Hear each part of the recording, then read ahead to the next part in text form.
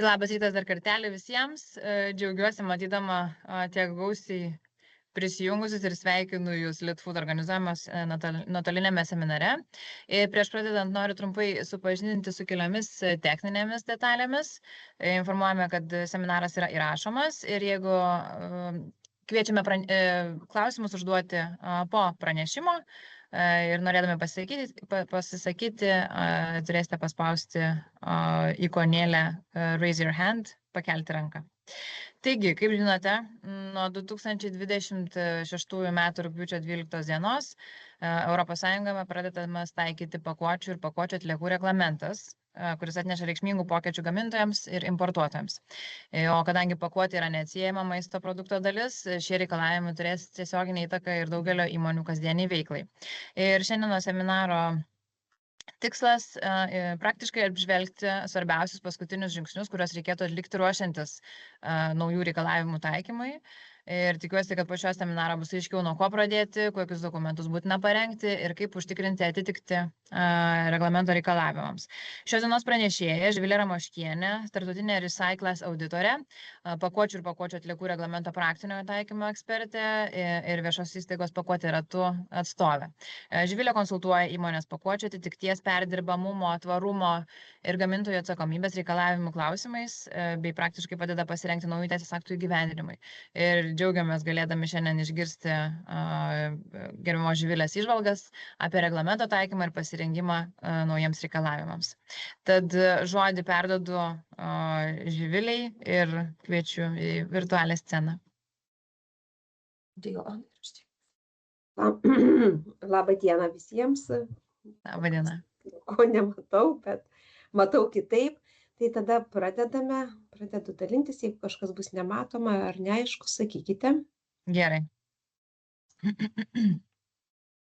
Dar kol gerbiama Živilė dalinsis ekranu, tai klausimų gavome išties nemažai, bet taip pat noriu pasakyti, kad seminaras mūsų rekordininkas, užsiregistravo 127 dalyviai, šiuo metu matau yra 85, tai kai kurie klausimai bus aptarti prezentacijos metu, kai ką galėsime užduoti po prezentacijos, ko nespėsime, pasidalinsime kontaktais, galėsite tiesiogiai tuomet susisiekti. Tai prezentacija paruošta, viskas puikiai matosi, galim pradėti, Živilė, ačiū. Tai tada važiuojam. Tai trumpai pirmiausiai apie mane.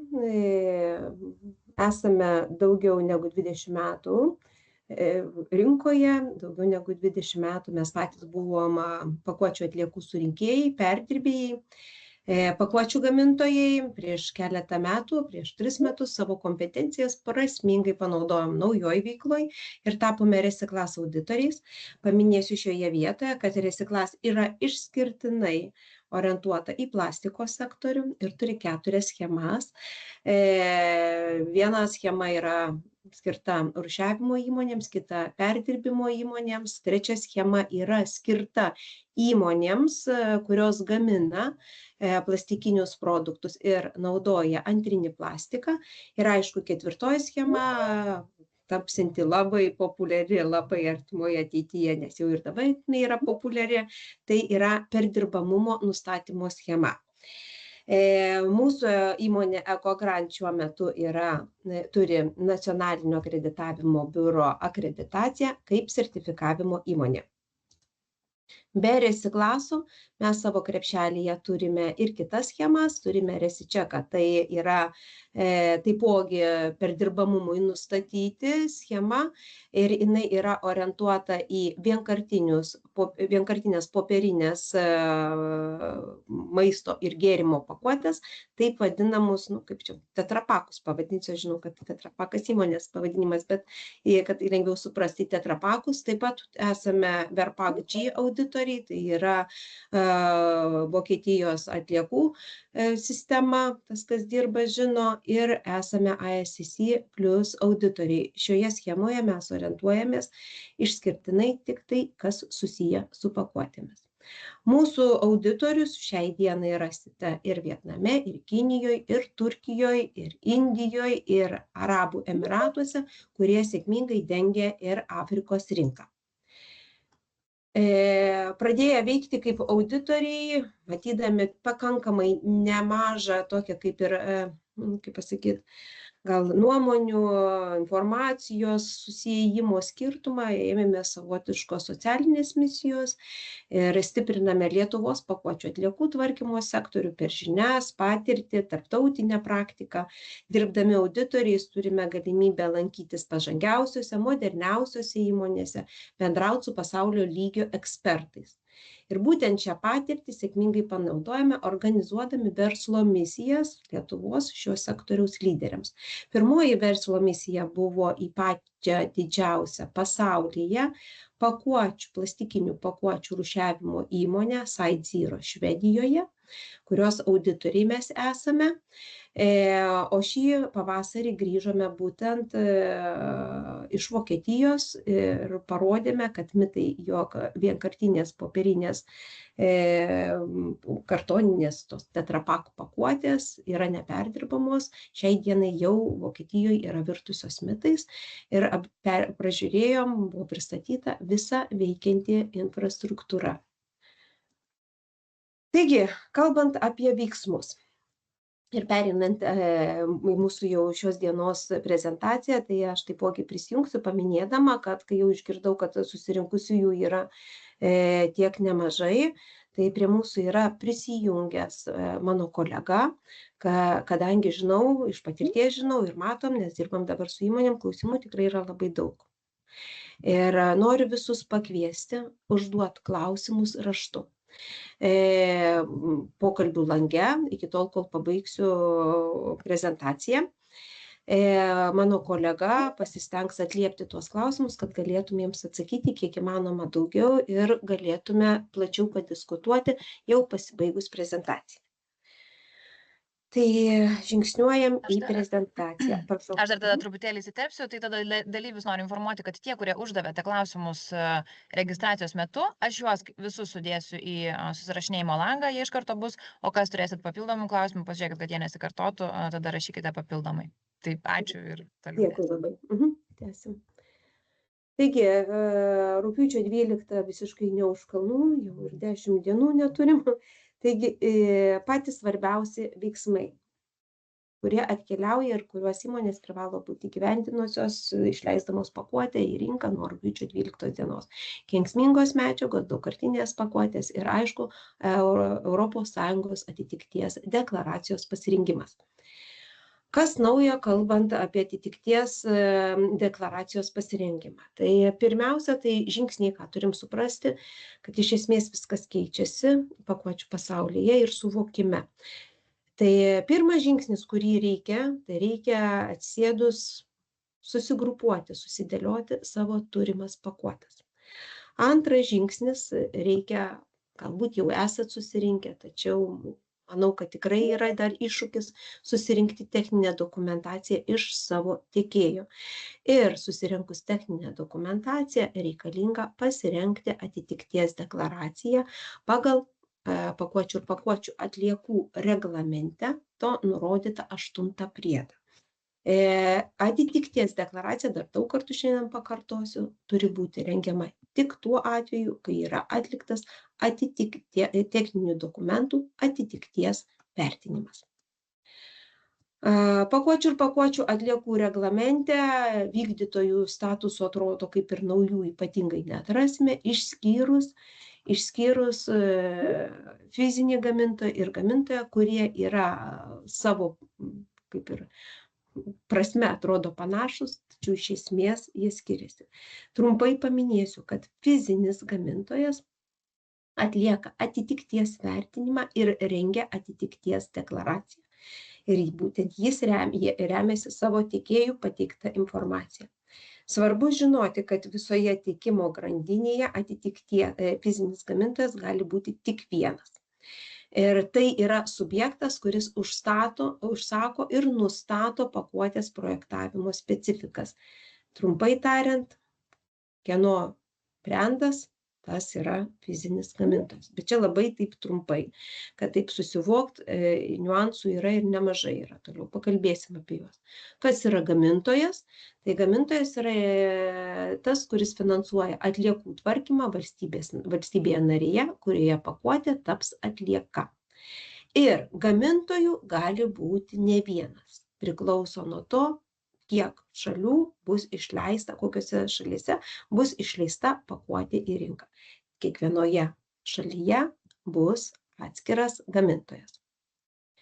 Šičia yra matrica, šiuo metu mes jos neskaitysim, nes užims ir laiko ir gal netaip ir įdomu, tačiau jeigu pasižiūrėsim viršutinę eilutę, fizinis gamintojas ir rengia atitikties deklaraciją ir saugoja techninius dokumentus pagal 8 priedą ir vertinimą atlieka ir taip pat komunikuoja, bendradarbiauja su institucijomis. Su kitais veikėjais rinkos yra kiti dalykai. Mes, jeigu bus klausimų, į šitą matricą geriausia sugrįžti, kai yra konkretus klausimai ir tada pasižiūrėsim. Tai truputį pavyzdžių. Tai pavyzdys, kad geriau suprast. Įmonė A gamina tuščias dėžes be prekės ženklo ir parduoda jas įmonei B toje pačioje šalyje.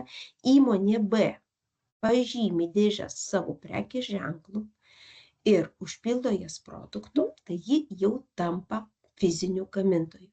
Nepaminėjau, kad įmonė A yra tiekėjas, įmonė B šiuo atveju yra fizinis gamintojas. Ir įmonė C, kuri importuoja tas užpildytas dėžes ir pirma pateikia jas savo šalies rinkoje, yra gamintoja. Dar keletą pavyzdžių. Vietinis gamintojas. Gamintojas Lietuvoje tiekia prekybos centrui Lietuvoje, kuris parduoda vartotojui Lietuvoje. Tai tiek fizinis gamintojas, tiek gamintojas yra gamintojas Lietuvoje. Jei kalbame, kad gamintojas yra kitoje ES šalyje, taigi gamintojas Prancūzijoje, sakykime, tiekia prekybos centrui Lietuvoje, kuris parduoda vartotojui Lietuvoje. Šiuo atveju fizinis gamintojas yra Prancūzijoje, prancūzas, gamintojas yra prekybos centras. Dabar, sakykime, trečias variantas – importas per didmenininką. Gamintojas Kinijoje parduoda didmenininkui Lietuvoje, kuris perparduoda vartotojams. Taigi šiuo atveju fizinis gamintojas yra Kinijoje, gamintojas bus didmenininkas. Ir ketvirtas atvejis, jei gamintojas yra Kinijoje, per e-prekybą parduoda tiesiogiai vartotojams Lietuvoje, tai fizinis gamintojas yra Kinijos įmonė ir gamintojas yra Kinijos įmonė. Taigi, sekantis svarbus dalykas, kai nusistatoma rolė, ką ir minėjau, yra labai svarbu suprasti savo pakuotės ir atlikti jų teisingą grupavimą. Grupuotės, čia toks jau grubus, svarbus, pats pagrindinis grupavimas, tai yra grupuojamos prekinė pakuotė, grupinė pakuotė, transporto pakuotė, dar gali būti serviso pakuotė. Tai čia toks grupavimas ir būtent pagal grupavimą yra rengiamos atitikties deklaracijos, tačiau svarbu pasakyti, kad rengiant atitikties deklaracijas reikia atsižvelgti ir pakuočių klasifikavimą, tokį kaip vienkartinė, daugkartinė pakuotė, su maistu besilenčiančios, jautriems produktams, ar tai medicinos pavojingiems kroviniams vežti, ar tai perdirbimo medžiagų kažkokios tai išimtis. Pakalbėkim dabar apie atitikties deklaraciją. Atitikties deklaracija, kaip ir pačioj pradžioj minėjau, sakant, pakuočių ir pakuočių atliekų reglamentas, keis įmonės procesus viduje. Ir tą puikiai parodo šie pirmieji žingsniai, kuriuos reikia atlikti iki rugpjūčio 12 dienos. Taigi, reikalavimai. ES atitikties deklaracija ir techniniai dokumentai turi būti nuolat atnaujinami. Čia nėra tas variantas, kad mes pasirengėme, turim kažkur prisisegę ir tada dalinamės su savo klientais. Šitoje dokumentacija jinai privalės būti atnaujinama. Kodėl, žiūrėkim, fizinis gamintojas atlieka vertinimą techninių dokumentų ir būtent jis rengia atitikties deklaraciją, remdamasis tiekėjų pateiktą informaciją. ES atitikties deklaracija yra rengiama, kaip ir minėjau, pagal 8 priedo nustatytą pavyzdinę struktūrą, būtinai įtraukiant 7 priedo atitikties vertinimo modulyje nurodytus elementus. Svarbu žinoti, kad ES atitikties deklaracija turi būti rengiama valstybinė kalba tos šalies, kurioje pakuotė yra tiekiama į rinką. Čia dabar prieš kelias dienas pasirodė nauji komisijos išaiškinimai ir tenais aiškiai pasakyta, kad tai turi būti valstybinės kalbos. Viena kalba, kaip sakykime, anglų galima kalba, yra nepakankama. Deklaracijos galia. Pakuotė be deklaracijos po rugpjūčio 12 dienos rinkoje neturi pasirodyti, negali būti išleidžiama. Taip pat deklaracija turi būti pasirašoma paskirto įmonėje asmens. Tai yra, deklaracija yra tas įrodymas, kad jūs atlikote tiekėjų techninės dokumentacijos vertinimą ir būtent tik tada išleidote deklaraciją. Taigi, ją parengęs fizinis gamintojas prisiima atsakomybę už visą atitikti. Atitikties deklaracijos pagrindinis tikslas yra atsekamumas.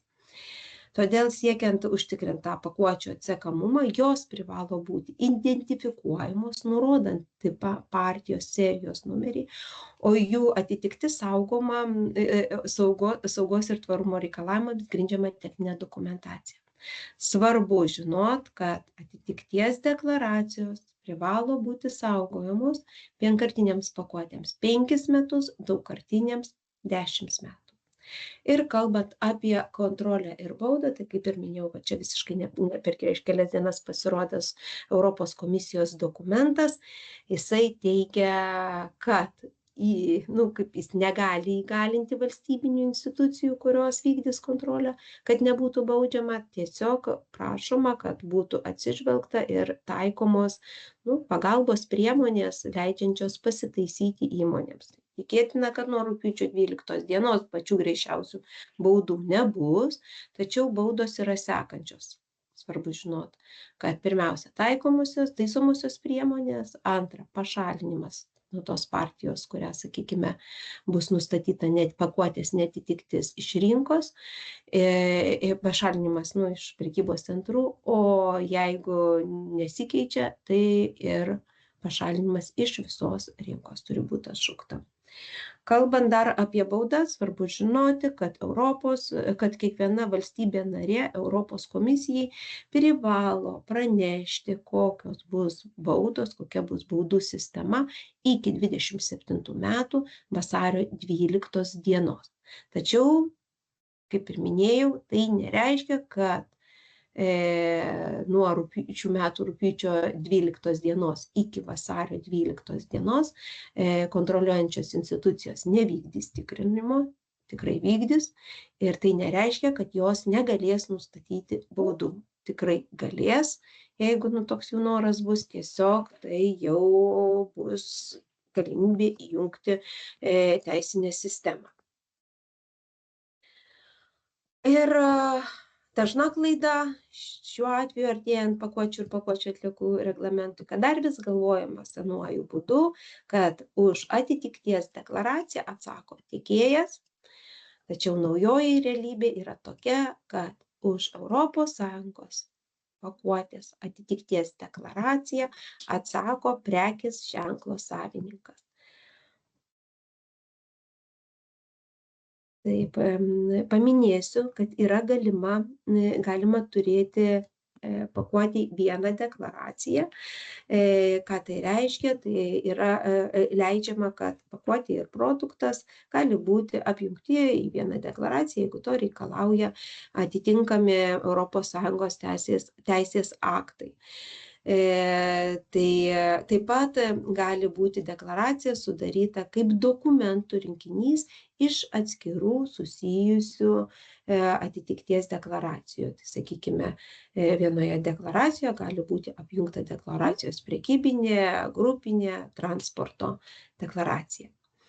Pasikartosiu, nes tai yra labai svarbu, identifikavimas, fizinis gamintojas privalo užtikrinti, kad ant pakuotės būtų nurodytas tipas, partijos, serijos numeris ar kitas elementas, leidžiantis ją identifikuoti, kai dėl pakuotės dydžio ar pobūdžio to padaryti neįmanoma. Ši informacija turi būti pateikiama prie supakuoto produkto pridedamo dokumento. Šioje vietoje dar pridėsiu tokį dalyką, matome užduodamus klausimus, matome gaunamus reikalavimus, kad įmonės gauna ir prašo, kad būtų paženklintas pakuotės kiekvienas elementas. Tai kiekvienas pakuotės elementas neprivalo būti paženklintas, pakuotė tai yra visų elementų visuma. Pakuotė privalo ar turėti tą ženklinimą vieną, kažkurioje tai vietoje ir kažkokiu tai būdu, įmonėje patogiausiu, geriausiu būdu. Būtent tokį išaiškinimą lygiai taip pat pateikia ir mano jau minėtos ES klausimų atsakymų pateiktos gairės. Kad pakuotė tai yra visų elementų visuma ir lygiai taip pat deklaracija privalo būti rengiama visai pakuotei su visais elementais. Ir lygiai taip pat jinai privalo turėti ženklinimą. Ne kiekvienas elementas, o kaip visuma. Kitas svarbus akcentas - fizinio gamintojo kontaktai. Fizinis gamintojas ant pakuotės ar duomenų laikmenoje turi nurodyti savo pavadinimą, registruotą prekybinį pavadinimą arba registruotą prekių ženklą, taip pat elektroninio pašto adresą, kuriuo būtų galima su juo susisiekti. Čia taip trumpai vizualiai pavaizduota, kad galima apjungti vieną deklaraciją pardavimo pakuotės atitikties deklaraciją, grupinės pakuotės atitikties deklaraciją, transporto pakuotės atitikties deklaraciją. Ir kaip minėjau, tai gali būti visa techninių dokumentų kaip ir rinkinys. Taigi, trumpai tikrasis iššūkis yra ne reglamentas, o tai yra jūsų tiekėjai. Žingsniuojant tolyn ir kalbant apie sunkiuosius metalus, atvirai sakant, čia nieko naujo ir iki šiol sunkieji metalai pakuotėse privalėjo būti tiriami. Naujiena yra tai, kad jie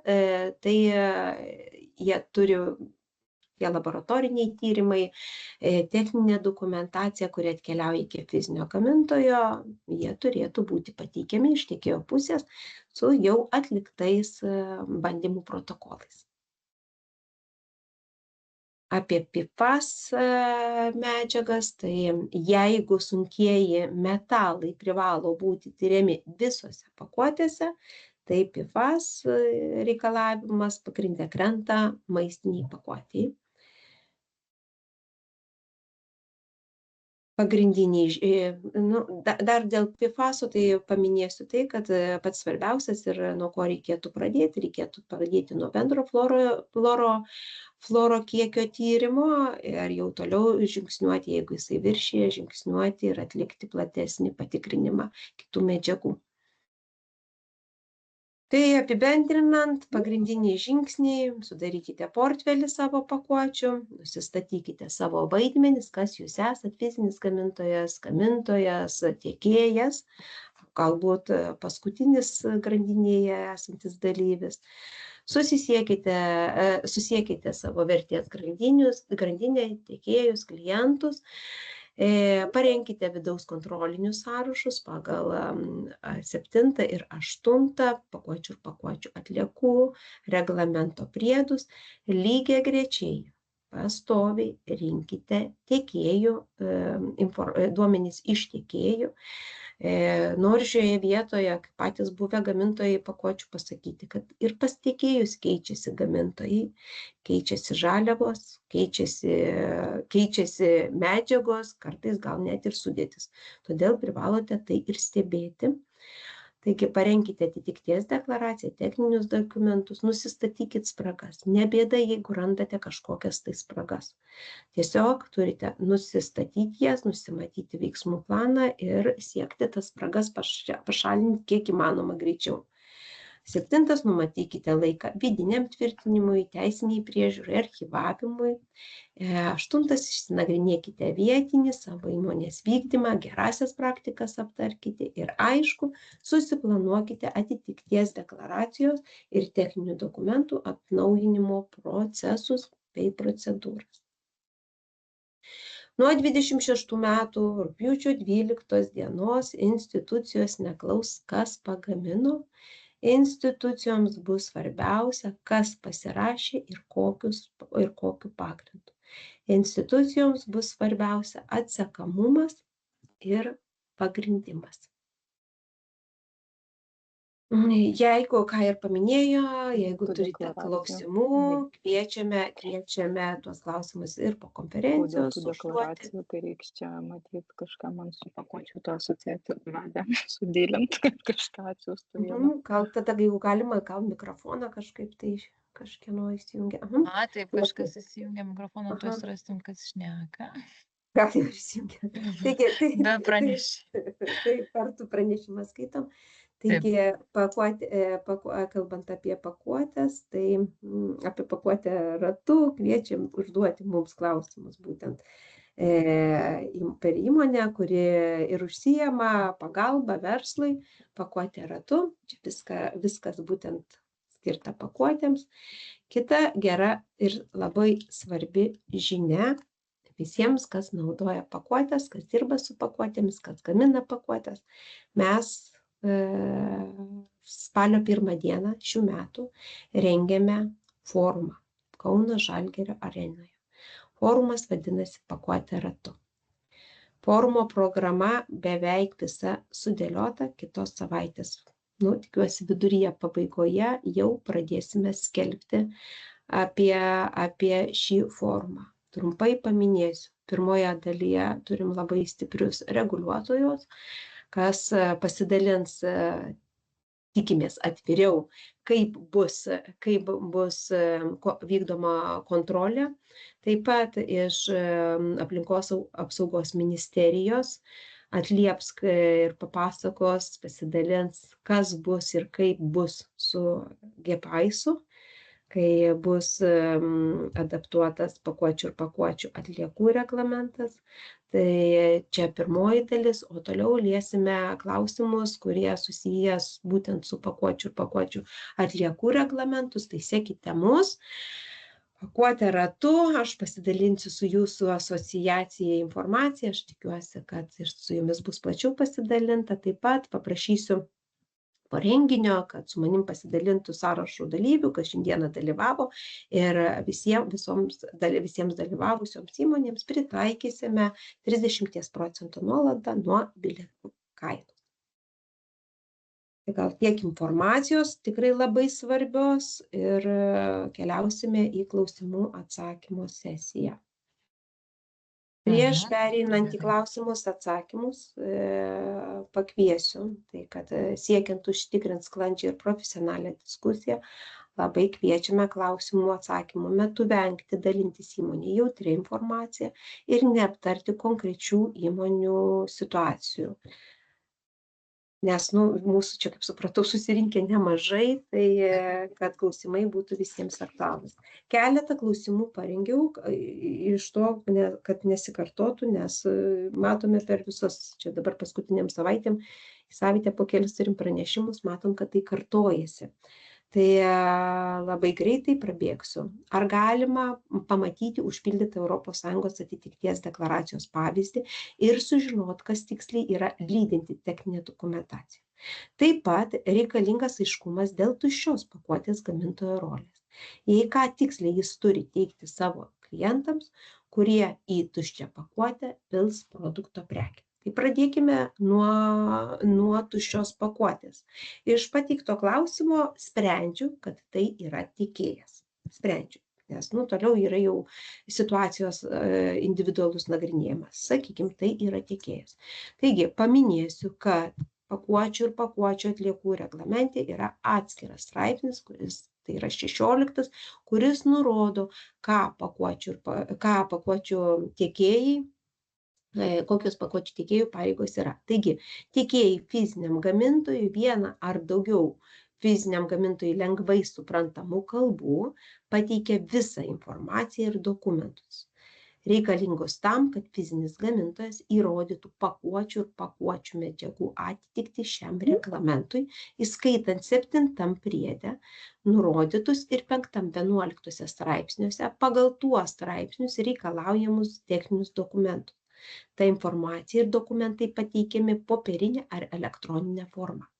Ši informacija yra svarbi tiek fiziniam gamintojui, nes jisai turi suprasti, ko reikalauti iš tiekėjo ir kas tiekėjo techninėje dokumentacijoje, kuri atkeliauja, privalo būti, tiek pačiam tiekėjui, kai jisai rengia dokumentus, lydinčius dokumentus. Į klausimą, kas yra techniniai dokumentai, tą patį 7 priedą mini, juos sėkmingai rasite, išvardinamus, kas čia turi būti kaip ir pateikiama. Paminėsiu, nes girdim labai dažnai, kad tiekėjai tik tai savo dokumentuose nurodo, kad pavyzdžiui sunkieji metalai ar PFAS atitinka reikalavimus ir nenori pateikti tyrimų bandymų ataskaitų. Tai pagal pakuočių atliekų reglamentą 7 priedą pabrėžiau, kad bandymo ataskaitos yra nurodytos atskirų punktų ir jos privalo būti pateiktos.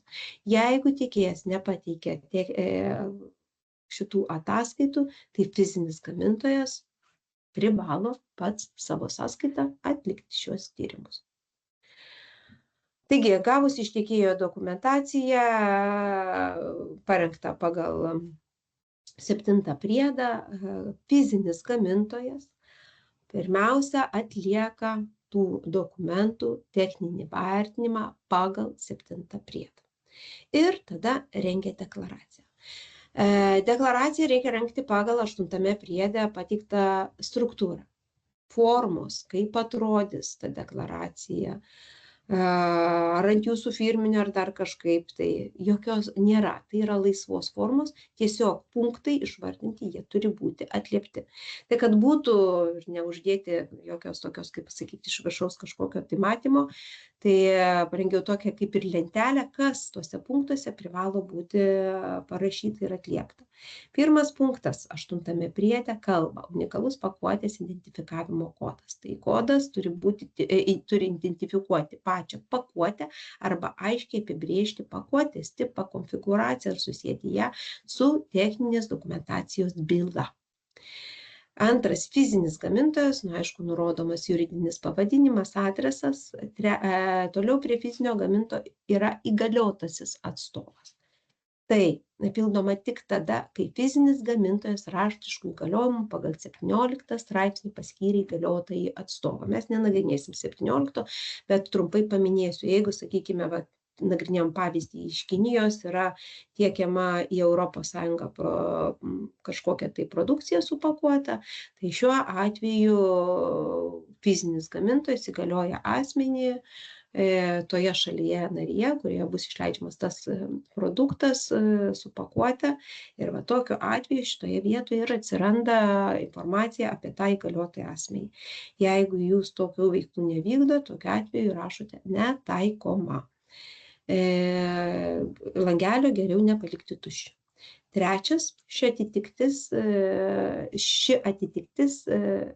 atitikties deklaracija išduota išimtinė fizinio gamintojo atsakomybė. Tai yra privalomas pareiškimas, net kai vertinimą, bandymus ar deklaracijos projektą parengia laboratorija, konsultantas ar teikėjas, galutinė teisinė atsakomybė lieka fiziniam gamintojui. Niekur nedingsta, šičia neparašysit, kaip sakykime, kad atitikties deklaracija išdavė pakuotę ratu. Tai vis tiek reikia rašyti, kad būtent jūs fizinis gamintojas. Taigi, 4. Deklaracijos objektas. Deklaracijos objektas. Aprašymas turi leisti atsekti deklaruojamą pakuotę, nurodyti pakuotės tipą, paskirti pagrindinius komponentus, medžiagas, talpą, matmenį, specifikaciją, brėžinių redakciją ir kitą informaciją, kuri atskiria ją nuo kitų pakuočių. Galima įtraukti aiškią spalvinę nuotrauką arba pateikti nuorodą į techninius dokumentus. Kaip pavyzdį parenku gofruoto kartono dėžutę su skaidriu langeliu, langelio medžiaga LDPE plėvelė, skirta 500 gramų masės konditerijos gaminių pakavimui, modelis toks ir toks. Šioje vietoje turime suprasti, kad atėjusios kontroliuojančios institucijos, paėmusios produktą su pakuote, matydamos pakuotę, matydamos identifikuojantį kažkokį ženklą ir paprašiusios iš jūsų atitikties deklaraciją, jos turi matyti, kad šita deklaracija konkrečiai priklauso jūsų pakuotei. Tai kuo aiškiau aprašysit, tuo, aišku, bus geriau. 5 punktas - atitikties sąjungos derinimo teisės aktams. Tai pagrindinė atitikties išvada, įrašoma pakuočių ir pakuočių atliekų reglamentas ir kiti konkrečiai pakuotei taikomi sąjungos aktai. Negalima automatiškai deklaruoti atitikties aktams, kurie nebuvo įvertinti arba pakuotei netaikoma. Taigi, kaip pavyzdį pateikiu, kad deklaracijos objektas atitinka reglamentą ES 2025/40 dėl pakuočių ir pakuočių atliekų, jei pakuotei taikomi kiti ES aktai, pavyzdžiui, reglamentas 19.352.04 dėl skysčio sąlyčio su maistu, jie taip pat privalo būti nurodyti šiame punkte. 6. Standartai ir techninės specifikacijos. Išvardykite tik tas specifikacijas, kuriomis realiai rėmėtės. Nurodykite tikslų numerį, pavadinimą bei datą, redakciją, jei harmonizuoto standarto dar nėra. Galima nurodyti kitą techninę specifikaciją, tačiau jos taikymas turi būti paaiškinamas techniniuose dokumentuose. Taigi šitoje vietoje atitikties deklaracijoje, kaip pavyzdį, parenku, kad atitiktis 5 straipsnio 4 daliai sunkieji metalai ir 6 straipsnio perdirbamumui nustatyta pagal darniuosius standartus 13.428 ir 13.430. 7. Notifikuojanti įstaiga. Kas tai? Jei vertinant atitikti dalyvavo trečioji šalis, laboratorija, sertifikavimo įstaiga, pasikvietėt kažką tai įvertinti. Duomenys tos įstaigos, numeris, atlikti veiksmai, išduoti sertifikato numeris bei data, pastaba. Dažniausia gamintojai taiko gamybos vidaus kontrolę, tad šis punktas lieka tuščias arba nurodoma netaikoma. Kas čia turima omeny? Tai reiškia, jeigu jūs atitikties vertinimą patikėsite kažkokiai laboratorijai, tai šiuo atveju turėsit vardinti, bet didžiuoju atveju, daugiausia, ką mes matom, įmonės pačios atlieka ir vertina pakuotės techninius dokumentus pagal 7 priedą pačios. Todėl šiuo atveju reikėtų įrašyti netaikoma. Ir 8. Papildoma informacija. Čia naudinga nurodyti techninių dokumentų bylos nuorodas, deklaracijos taikymo ribas, pakuotės šeimos logiką, pateikimų valdymą, kitą atsekamumui svarbi informacija. Taip pat gali būti pateikiama informacija, jei deklaracija parengta kaip dokumentų rinkinys sudarytas iš atskirų atitikties deklaracijų. Čia kaip pavyzdį nurodžiau numerį, sakykime, techninės dokumentacijos. Ir pasirašymas. Pateikiami visi pasirašymo rekvizitai, pasirašantis asmuo turi būti įgaliotas veikti fizinio gamintojo vardu. Tai reiškia, įmonėje turi atsirasti tvarkos, kur nusistatysit, kas yra atsakingas už atitikties deklaracijos pasirinkimą, kaip ir atitikties deklaracijos vertinimą. Dokumentų valdymo sistemoje turi būti aišku, kuri deklaracijos versija pasirašyta ir nuo kada ji taikoma.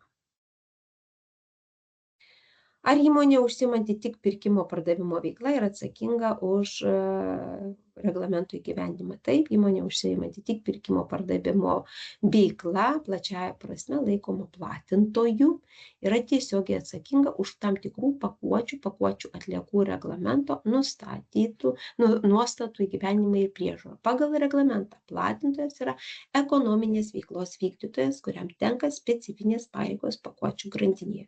Šitoje vietoje greitai aš nušuoliuosiu į tą matricą, kur mes turėjome, ir pasižiūrėsime platintojas. Ką turi turėti platintojas? Taigi platintojas arba galutinis platintojas mažmeninė prekyba. Ar jisai rengia ES atitikties deklaraciją? Ne, nebent jis laikomas fiziniu gamintoju. Taigi tam tikrais atvejais platintojas gali tapti fiziniu gamintoju. Ar saugo atitikties deklaraciją ir techninius dokumentus pagal 7 priedą? Privalo turėti prieigą. Tai reiškia, paprašys, turi jam fizinis gamintojas pateikti. Pavyzdžiui, skaitmeniniu būdu. Nėra atsakingas už bylos saugojimą. Atitikties vertinimą ar atlieka, privalo patikrinti, ar pakuotės gamintojas yra registruotas registre EPR ir privalo vizualiai patikrinti, ar pakuotė tinkamai paženklinta. Ir ar teikia atitikties deklaraciją institucijoms. Jeigu jį kreipsis institucijos, jis privalo bendradarbiauti ir teikti šią informaciją. Tai tokios pareigos yra platintojų. Grįžtame mes atgal. Ir sekantis klausimas yra dėl fizinio asmens statuso. Vis dar neaišku fizinio gamintojo sąvoka. Įmonė A užsako pagaminti pakuotę, o įmonė B ją pagamina pagal užsakovo pateiktą dizainą, matmenis, techninės savybės ir panašiai, kuris iš jų yra fizinis gamintojas. Ar įmonė B, kuri parenka medžiagas ir pagamina pakuotę, ar įmonė A, kuri supakuoja produktą į pakuotę. Tai fizinio gamintojo apibrėžtį rasite 3 straipsnyje. Ir čia yra teigiama, kad fizinis ar juridinis asmuo, kuris fiziškai gamina pakuotę ar supakuotą produktą, ir yra vardinama ir yra sakoma punkte, kad jeigu fizinis ar juridinis asmuo užsakė suprojektuoti ar pagaminti pakuotę arba supakuotą produktą jo vardu, arba naudoti jo prekių ženklą, nepriklausomai nuo to, ar ant pakuotės ar supakuoto produkto matomas koks nors kitas prekių ženklas, fizinis gamintojas reiškia tą patį fizinį arba juridinį asmenį. Reiškia, tas, kas užsakė suprojektuoti, tas ir yra fizinis gamintojas. Kaip turi būti sprendžiamas pakuotės identifikavimo klausimas, jei techniškai nėra galimybės ant pakuotės nurodyti serijos, PVZ serijos, plėvelės, skaidri ar ten suspauda, juk kiekviena partija turi savo identifikavimo numerį. Tai 15 straipsnėje yra sakoma, fiziniai gamintojai užtikrina, kad ant pakuotės būtų nurodyta rūšis, partijos ir serijos numeris arba kitas elementas, pagal kurį ją būtų galima identifikuoti arba, kai tai neįmanoma, dėl pakuotės dydžio ar pobūdžio, užtikrina, kad reikiama informacija būtų pateikiama kartu su supakuotu produktu pateiktame dokumente. Kitas esame perpardavinėtojai medinių palečių į Europą. Kaip teikti klientams deklaracijas, neatskleidžiant gamintojų dokumentų. Šičia atsakymas, vienas iš atsakymų yra 21 straipsnėje, atvejais, kai fizinių gamintojų pareigos taikomos importuotojams ar platintojams, ką prieš tai ir kalbėjome apie platintojus. Jei importuotojas ar platintojas pateikia rinkai pakuotės savo vardu, ar naudodamas savo prekių ženklą, arba pakeičia jau pateiktas rinkai pakuotės taip, kad tai galėtų pakeisti atitikti atitinkamiems šio reglamento reikalavimams, tas importuotojas arba platintojas laikomas fiziniu gamintoju šio reglamento tikslais ir turi vykdyti fizinio gamintojo pareigas pagal 15 straipsnį. Tai reiškia, jeigu jūs apsiėmate būti fiziniu gamintoju, rengti techninės dokumentacijos vertinimą ir išduoti atitikties ir parengti atitikties deklaraciją, tokiu atveju 15 jūs būsite fizinis gamintojas. Ar įsipareigojimai taikomi ir daugkartiniai pakuotė, jeigu taip, kaip seniai turimai ir naudojamai susigrąžinamai iš klientų daugkartiniai pakuotės, tuos dokumentus reiks pasidaryti. Tai daugkartinės pakuotės apibrėžimą rasit 11 straipsny, ten yra išvardinta, kas yra daugkartinė pakuotė. Ir daugkartinės pakuotės jau tokios, kokios reikalauja pakuočių ir pakuočių atliekų reglamentas, jos privalėjo būti pateikiamos rinkai nuo 25 metų vasario 11 dienos. Taip pat 15 straipsnėje yra teigiama, kad nukrypstant nuo šio straipsnio 8 dalies pareiga užtikrinti atitikti pašalinamą arba atšaukti pakuotės, kurios, kaip manoma, neatitinka 5-12 straipsniuose ar pagal juos nustatytų reikalavimų, netaikoma daugkartinių pakuočių pateiktų rinkai iki 25 metų vasario 11 dienos atžvilgiu. Tai trumpai sakant, kad jeigu iki 25 metų vasario 11 dienos išleidote daugkartinės pakuotės, kurios neatitinka 5-12 straipsniui ir jos dar vis cirkuliuoja rinkoje, tai tos pakuotės neturi būti pašalinamos, tačiau nuo 25 metų vasario 11 dienos tokios pakuotės neturėjo būti pašalintos. Neturėjo patekti į rinką. Kalbant apie atitikties deklaracijas, nes irgi yra užduodamas klausimas, tai kaip daryti, nes pakuotės, nuo kurios buvo išleistos iki šių metų rugpjūčio 12 dienos, jos yra daugkartinės, greičiausiai dar cirkuliuos rinkoje, kaip daryti su jų atitikties deklaracijomis, tai minėsiu, kad čia eina kalba. Atitikties deklaracija privalo lydėti pakuotės tik tas, kurios yra išleidžiamos nuo rugpjūčio 12 dienos. Tai šioje vietoje taip ir pasirinktus klausimus, atsakymus, kurie būna dažnai bendriniai, baigiau. Kontaktai kaip Recyclas auditorių mūsų matomi yra čia. Tuo pačiu noriu dar paminėti tokį dalyką, kad prieš kelias dienas mūsų komandos inžinieriai parengė įrankį, kuris padeda įmonėms pasirengti atitikties deklaracijas, tinkamai atliekant techninių dokumentų vertinimą. Tai jei bus poreikis, kviečiam susisiekti, čia šiuo atveju nepristatinėsim, nes tai pakankamai imlu laikui. Ir aš gal stabdau tada dalinimąsi, jeigu turim daugiau klausimų, kuriais dalinasi, gal tada Jaunius galėtų atliepti ir padėti man, nežinau, kaip ten sekasi su čiatu. Taip, tai ačiū Živilė labai už prezentaciją ir šiek tiek sudėliojimą, didesnį sudėliojimą ar ne į vietas. Tai klausimų su registracijomis mes turėjome 11 į beveik visus juos jūsų kolega beveik į visus atsakė. Dabar yra atsakymas į 9 klausimą. Nežinau, ar jau pradėjo atsakinėti ar ne, bet galiu toliau sekantį klausimą pagarsinti. Ar keisis informacija apie pakuotę ant mažmeninės produktų pakuotės? Toks klausimas buvo. Čia reikėtų gal paklausti, ką turima omeny, ar keisis informacija. Apie pakuotę ant mažmeninės produktų pakuotės. Gerai, tai gal neišsamus klausimas, tai atsakymą galima bus pasitikslinus pateikti vėliau. Bet kaip tik kolega jūs atsakė, kad tai yra, negaiškime turbūt laiko skaitimui ir atsakymas bus čiate. Ir paskutinis klausimas buvo iš registracijos, kad paprastas būdas atskirti, kokių dokumentų, kuriam gamintojui reikės, kokių producer, kokiam manufacturer nuo 12 dienos. Tai buvo ir jūsų prezentacijoje minėta, ten galima bus surasti tos atsakymus. Bet be mano užduotų, be mano įkeltų klausimų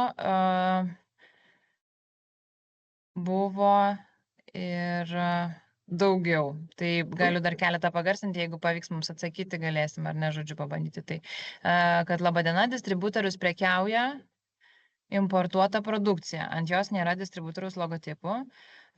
Per elektroninę prekybą supakuoja prekes į popierinės standartinio dydžio dėžes be logotipų.